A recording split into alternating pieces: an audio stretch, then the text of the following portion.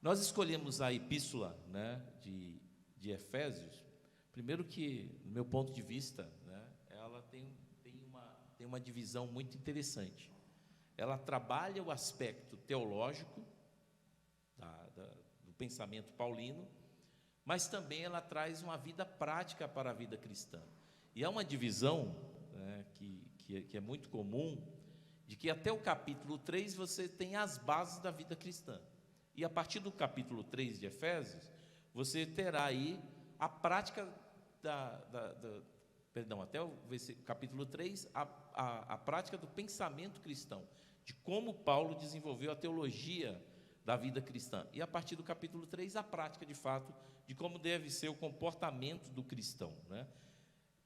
Eu quero aqui a irmã Nice, né, a Luísa, irmão Edinaldo, irmã Ruth, irmã Simone, né, o Marques, a Noêmia, bastante gente aqui. Deus abençoe os irmãos que estão aqui e envie o seu pedido de oração.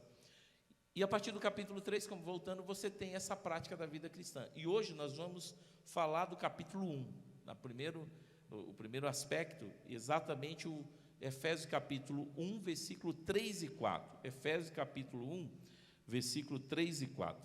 Vamos ler na NVI, que é uma tradução mais utilizada aqui pela igreja, e tudo fica mais fácil hoje com o advento da Bíblia, né, no celular, para que você possa acompanhar o pensamento. No versículo 4, né, só um minutinho aqui, para a gente... Versículo 3: Bendito seja Deus e Pai de nosso Senhor Jesus Cristo, que nos abençoou com todas as bênçãos espirituais nas regiões celestiais em Cristo, porque Deus nos escolheu nele, antes da criação do mundo, para sermos santos e irrepreensíveis à sua presença. Há vários teólogos, há vários estudos, há vários sermões, você tem um grande volume de material para falar da epístola de Efésios. Mas eu utilizei um teólogo nada convencional, mas muito exegético, né? Que é o William Barclay. Barclay fez uma divisão básica do pensamento de Paulo no capítulo 1. Ele diz que para você entender a epístola, você tem que ter recortes curtos, e nesses recortes curtos, você chega ao pensamento do que o capítulo quer te dizer. E no primeiro capítulo, Barclay, ele diz que nós poderíamos dar o tema chamado Escolhidos de Deus. Escolhidos de Deus. E esse é o pensamento que vamos desenvolver. Os 3 pontos, é exatamente os 3 pontos escolhidos por Barclay, né, no seu comentário. A primeira questão que se dá é que nós fomos eleitos por um ato de Deus. Fomos eleitos por um ato, né? A eleição como um ato de Deus. Deus nos escolheu. Isso está logo no versículo 4, porque Deus nos escolheu nele, antes da criação. E para Barclay e para os demais estudiosos, ele vai dizer que Paulo jamais creu que ele próprio teria escolhido o serviço ou a obra de Deus. Sempre pensou que Deus tinha escolhido Jesus, o escolheu para de fato exercer esse ministério. E inclusive nós podemos ver isso em João capítulo 15, versículo 16: Não foste vós que me escolheste a mim, mas pelo contrário, eu vos escolhi a vós. Para Paulo tudo vem de Deus, e aqui está precisamente o maravilhoso privilégio, diz Barclay, né? Não seria nada extraordinário se o homem tivesse o poder de escolher a Deus, mas o maravilhoso é que Deus de fato escolheu. Deus escolheu você para esse tempo, Deus escolheu você para esta fé. Fomos escolhidos antes da fundação do mundo, né? E aí Francis Fockley, ele diz o seguinte, que é outro comentarista, ele afirma que o propósito de Deus não vem da terra, e sim do céu, pois escolheu antes da existência da terra. Deus já tinha pensado em você antes mesmo da criação. Você é obra dessa escolha divina. A sua fé que brotou no seu coração não foi apenas um ato seu, mas um ato de Deus.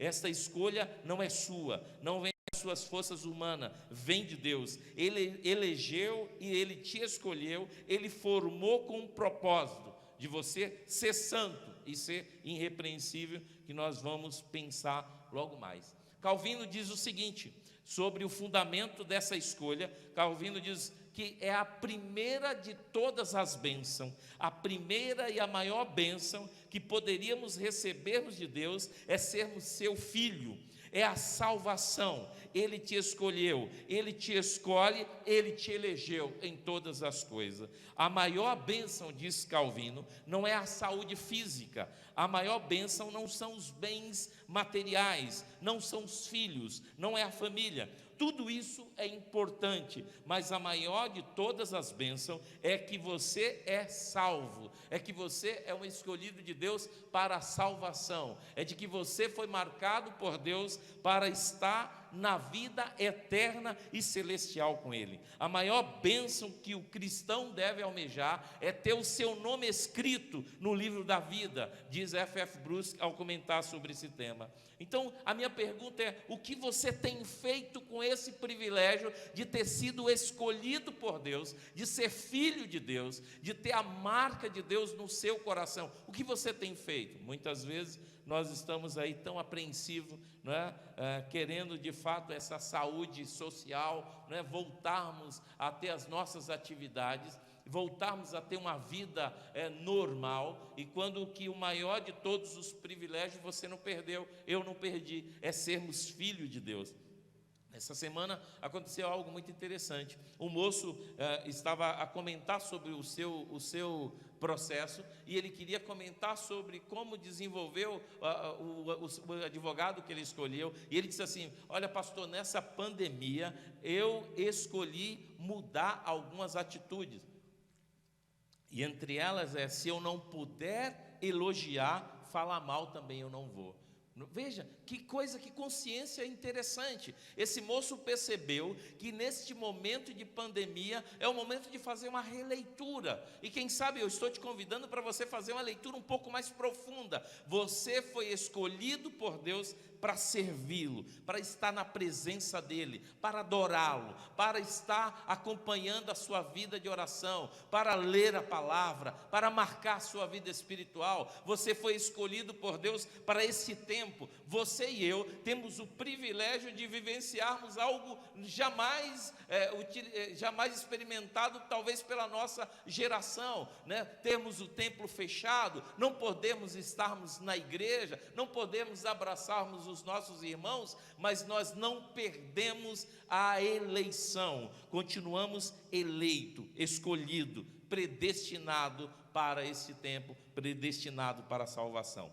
O segundo pensamento de Paulo, diz Buckley, é que a eleição é fruto da generosidade divina. Eu vou repetir para você: a eleição é fruto da generosidade divina, porque Deus nos escolheu nele antes da criação do mundo para sermos santos, irrepreensíveis, né, em sua presença. Deus nos escolheu para nos abençoar com bênçãos. E aí o versículo de número 3 que nós lemos, né? O versículo de número 3 diz: bendito seja Deus e Pai do nosso Senhor Jesus Cristo, que nos abençoou com todas as bênçãos espirituais nas regiões celestiais. A generosidade de Deus é tão profunda que Ele nos abençoa com todas as bênçãos. E veja, o homem pode chegar por si só a várias habilidades, há muitos ofícios, há muito que a ciência pode nos ortogar, para obter, por exemplo, né, certa posição no mundo, para obter, por exemplo, uma condição financeira melhor. Nós podemos chegar nessa condição, mas as bênçãos espirituais que Paulo marca no versículo 3 de Efésios capítulo 1, ela é dada por Deus por sua generosidade, mas jamais poderá a si mesmo obter, o homem jamais poderá a si mesmo obter a bondade, a paz espiritual. Deus nos escolheu para nos dar coisas que só Ele pode dar. E o que é?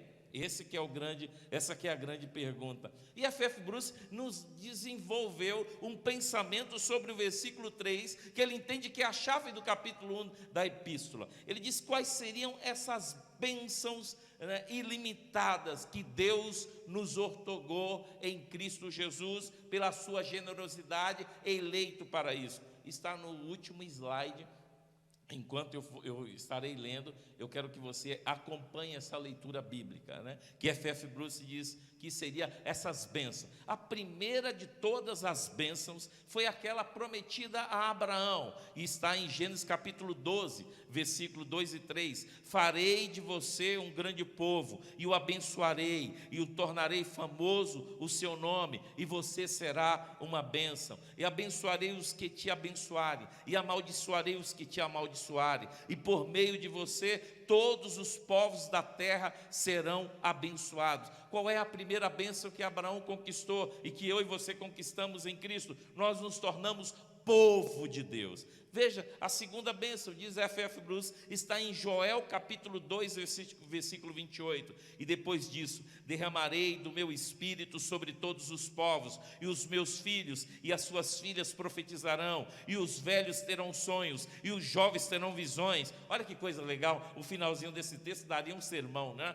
Os velhos sonhando, e os jovens tendo visão. E isso que talvez é algo que se retrata na nossa geração. Os velhos sonham com um tempo maior, os velhos querem ter longevidade de vida, querem, né, ter um pouco mais de vivência, e muitas vezes aos nossos jovens está faltando visão, né? Precisamos ampliar a nossa visão. Enfim, qual é a segunda bênção? Ele nos outorgou o seu Espírito, Ele derramou sobre nós o seu Espírito. Ele agora nos dá, através da sua generosidade, a possibilidade de entendermos a palavra, a possibilidade de estudarmos, a possibilidade de sermos guiados. João Batista também já afirmava esse pensamento em Marcos capítulo 1, versículo 8, e eu os batizo com água, mas ele os batizará com o Espírito Santo, que nada mais é do que a capacitação para fazer a obra de Deus. E isso acontece no ato da salvação. Isso não é segunda bênção. Você recebe o Espírito Santo no momento em que você crê em Jesus. E finalmente, conferido pelo batismo no Espírito Santo em Pentecoste, né, ele capacita a igreja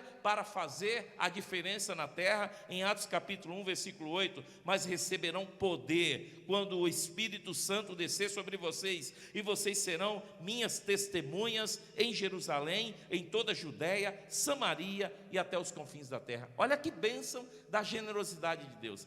Ele nos deu a salvação, Ele nos deu o Espírito, Ele nos capacitou para testemunharmos para Ele.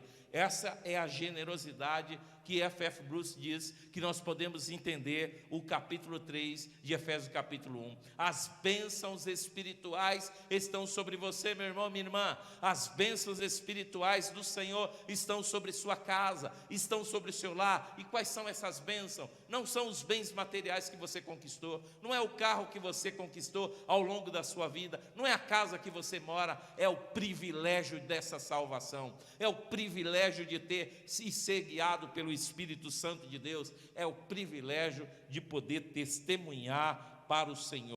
E olha que momento legal que nós estamos vivendo para testemunhar para o Senhor. É um tempo de testemunho, é um tempo de superar as dificuldades e olhar para Cristo. É um tempo de orarmos mais, é um tempo de refletir sobre a nossa caminhada espiritual, é um tempo de repensar quem eu sou, quem eu tenho sido e quem eu fui até agora. É um tempo de refletir sobre a minha vida espiritual e a minha posição espiritual, porque até esse é um momento que a terra para, né? De fato a terra para uma reflexão. Essa pandemia, ela não tem fronteira, essa pandemia, ela não escolheu os países mais desenvolvidos ou menos desenvolvidos, as classes altas, média ou baixa, não, todos nós estamos vivenciando o mesmo conflito em todo o mundo. É um momento de repensarmos o que de fato Deus tem outorgado sobre nossas vidas, e o pensamento de Paulo primeiro, a salvação é um ato de Deus. Não adianta você cumprir qualquer sacrifício, nem precisa, é um ato de Deus. Você não precisa fazer qualquer voto, é um ato de Deus. Você não precisa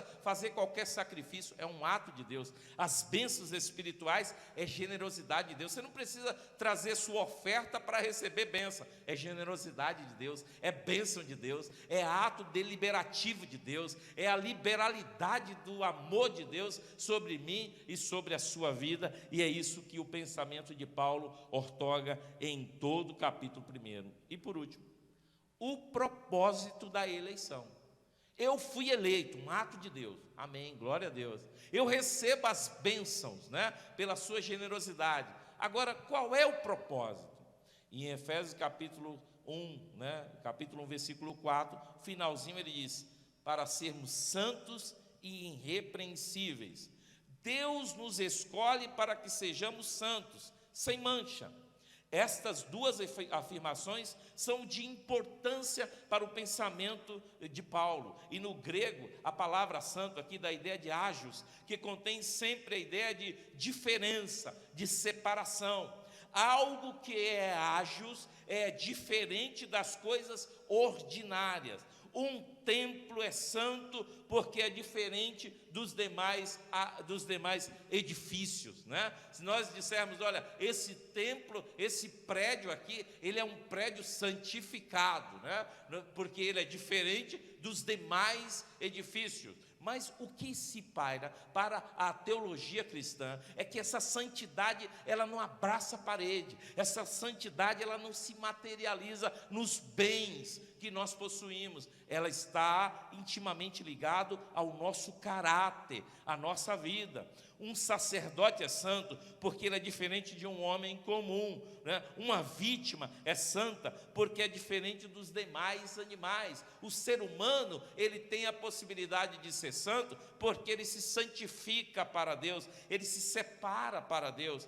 Deus é santo por excelência, porque é diferente do homem, ele é diferente de todas as coisas criadas, ele é diferente de tudo que nós podemos imaginar. O cristão, para que ele de fato seja santo, ele precisa ter um comportamento de retidão, ele precisa separar a sua vida para Deus. E aí F.F. Bruce diz, na igreja primitiva, o cristão jamais duvidava de que devia ser diferente do mundo. E nos dias de hoje há um conflito, nessa possibilidade de nós abraçarmos a insegurança da vida humana e o comportamento cotidiano, E muitas vezes a vida espiritual fica à margem, Entramos nesse conflito entre o cotidiano, o conflito humano e aquilo que a Bíblia espera de nós. F.F. Bruce diz que a igreja primitiva, ela não passava por esse pensamento, ela não questionava Deus, eles simplesmente viviam uma vida cristã autêntica, porque precisavam ser diferentes daqueles que os perseguiam. Não precisavam, Eles precisavam ser diferentes dos outros. A verdade é que o cristão deveria poder ser identificado no mundo. Ele deve se lembrar sempre que é diferente, que Cristo, o que ele prega, é um Cristo diferente. E aí, meu irmão, minha irmã, o que Deus espera de nós nesse tempo de pandemia, olhando para esse propósito? Eu acho que é um tempo de nós não reclamarmos tanto. É um tempo de nós não nos preocuparmos tanto. É um tempo de nós nos segurarmos, confiarmos. Mas também é um tempo de nós olharmos para o nosso compromisso.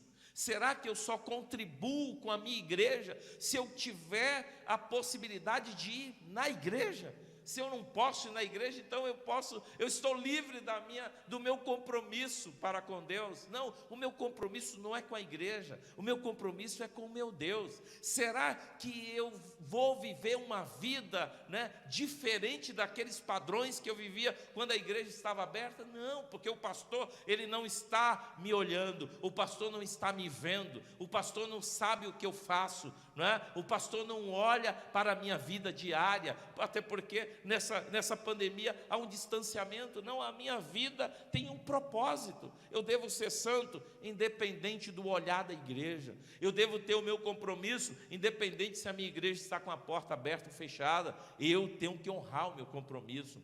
Eu quero só chamar a atenção para encerrar esse ponto, um momento muito peculiar. Uma igreja recebeu um aviso de despejo, né? E quando nós fomos procurados pela liderança, né? Nós analisamos que aquilo que estava acontecendo nada mais é do que a falta de contribuição no tempo de pandemia. Quer dizer, eu não contribuo porque eu estou em pandemia, não é? Eu até perguntei para o pastor: as pessoas perderam o emprego? Não, pastor, tocaram suas vidas normalmente, é porque elas não têm mais a condição de ir na igreja para ofertar. Ô meu irmão, ô minha irmã, nosso compromisso é com Deus, né? Nosso compromisso não é com o homem, nosso compromisso é com o Senhor. Um operário cristão, ele deve satisfazer as prescrições de um sindicato, mas, acima de tudo, ele precisa celebrar a Jesus. Ele tem, de fato, que cumprir as obrigações, né, do seu patrão. Nós temos horário, nós temos nossos compromissos, mesmo trabalhando no home office, somos vigiados, precisamos bater meta, isso é bem da verdade. Mas e como cristão? Por que como cristão nós abrimos a guarda? Paulo, ele não abre, ele fecha o seu pensamento de Barclay, né, da seguinte forma: só o melhor era apto para ser devotado a Deus. Os cristãos poderiam ser escolhidos. Olha que coisa interessante, na igreja primitiva, na escolha dos diáconos, só os melhores poderiam ser aptos para estar devotado a Deus. E qual era o critério? Vida cristã, testemunho, prática de vida. Então, eu não estou debaixo do olhar do pastor, mas estou debaixo do olhar do sumo pastor, que é Jesus Cristo. O cristão deve se relacionar com o mundo, mas com uma vida irrepreensível, com uma vida dedicada a Deus. É bem da verdade que o errar é humano. Eu já errei, você já deve ter errado, mas o nosso propósito é a vida santa. E assim fechamos o primeiro capítulo de Efésios. Eu queria só ler para você 2 versículos desse capítulo, que sintetiza logo no final, né, o pensamento de Paulo no versículo 19. E a incomparável grandeza do seu poder para conosco, os que cremos, conforme a atuação da sua poderosa força. Esse poder ele exerceu em Cristo, ressuscitando dos mortos e fazendo assentar à sua direita nas regiões celestiais, muito acima de todo governo e autoridade, poder, domínio, de todo nome que se possa mencionar, não apenas nesta era, mas também na que há de vir. Deus colocou todas as coisas debaixo dos seus pés e designou como cabeça de todas as coisas para a igreja, que é seu corpo, a plenitude daquele que enche todas as coisas em toda e qualquer circunstância. É para esse propósito que nós fomos chamados, porque nós fomos eleitos para a salvação, porque como fomos eleitos? Pela generosidade de Deus, pelo seu grande amor. Para que fomos eleitos? Para que fomos salvos? Para testemunhar uma vida santa, irrepreensível, na presença do Senhor. Que Deus te abençoe.